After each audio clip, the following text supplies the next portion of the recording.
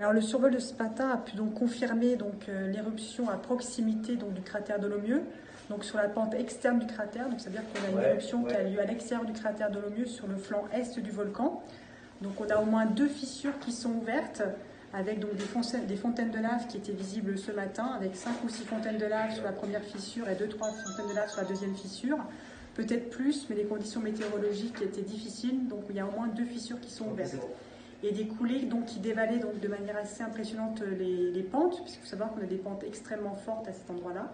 Et donc un front de coulée qui s'approchait déjà du cassé des grandes pentes ce matin, vers midi. Alors ce matin, lors du surfol, effectivement, des laves assez fluides. Il faut savoir qu'on est en début d'éruption, donc on a aussi beaucoup de dégazage, donc des fontaines de lave, des coulées de lave, et comme je vous ai dit, donc un débit qui paraissait assez important, mais c'était lié à un effet de pente. Pour l'instant, donc les débits restaient plutôt dans les valeurs moyennes de début d'éruption, donc très certainement entre 10 et 20 mètres cubes par seconde. Alors c'est vrai que par rapport aux éruptions de ces 3 dernières années, on a plutôt une fissure qui s'est ouverte très très haute en altitude, donc un petit peu atypique par rapport aux dernières éruptions de ces 3 dernières années, mais on a déjà eu pas mal d'éruptions dans ce secteur, donc ça reste une éruption quand même